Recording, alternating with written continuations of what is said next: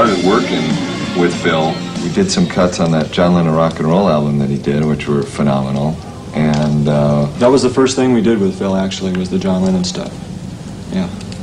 But even though he said, come down, we're going to do some stuff with Cher, it ended up being John and all that kind of stuff. And from there, we did a bunch of sessions with him. And really got into, like, really deeply production, which we really hadn't considered at that time, which was a whole new game. And to see it done that way was just different.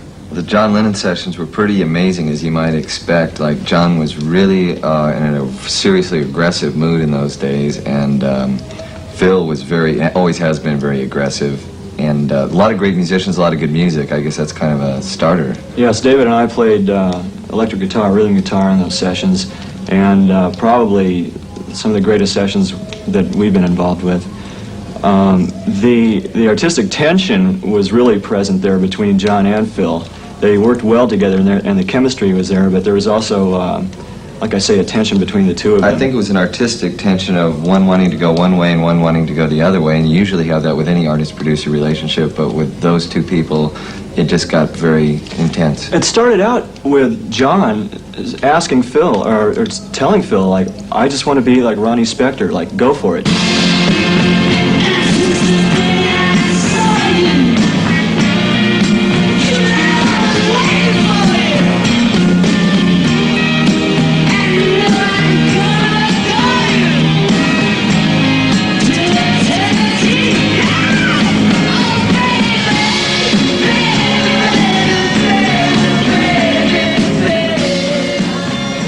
I guess one of the main things I'd have to say about Phil, like modern day wise, is that he's very active. He's in the studio a lot when people don't know he's in the studio, and he really doesn't feel pressured or obligated to make a record just to be like currently on the charts right this second. I don't think that really relates to Phil Spector. Phil Spector is an artist, and he can make a record whenever he chooses to. It's just like saying Picasso didn't do a painting this week, so therefore he's past and has been, which is really wrong. I know a lot of people like discount Phil after the Phyllis era, but when you consider all the hits he's had with the Beatles, various members of the Beatles, singular, like Grammys, George Harrison, John Lennon, etc., when you consider the Ramones he did, which is their biggest selling LP they've ever had, when you consider that Yoko Ono asked him to please come and help finish her solo album after John died, that's pretty current, and that's pretty selective as to the type of work he wishes to do. I'll tell you a story about the Ramones.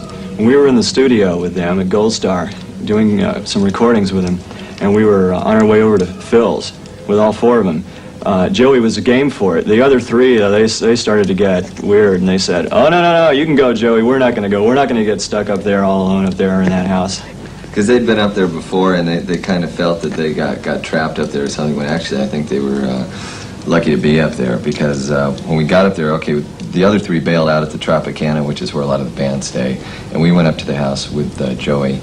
And I remember Joey was saying, gee, Phil, I really want you to produce us because we need a big-name producer for our new album, because Seymour said we need a big-name producer and it'll help us sell.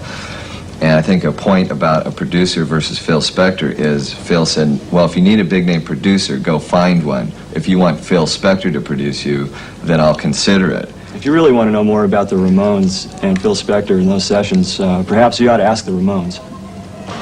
Well, working with Phil is very difficult because I guess he's a perfectionist, so he likes to spend a lot of time redoing things and re-listening, and it's very time-consuming. It becomes very hard for, rock and roll's got to be spontaneous and done a little faster. I like beauty to be instant, not to be labored over, and I don't like music to be a hustle. I think we can adequately go into a studio and do it and not just be frustrated, and Phil seemed to be frustrated with us. I think he's frustrated with himself, really.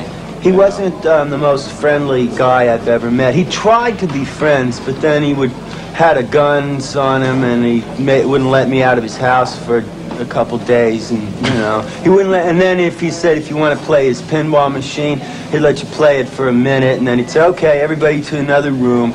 And I never met anyone like him, and I hope No, he's just too difficult to work with, and it's too costly and time-consuming. And in the 1980s, you can't spend I mean, the opening chord to a song of Rock and Roll High School, he spent 12 hours sitting there listening to that same chord over and over again. I mean, it's just not worth it. That nobody else could hear the difference. The chord came out sounding okay, but 12 hours worth ain't really worth it, you know? You just go crazy. You would be as crazy as him if we worked with him again.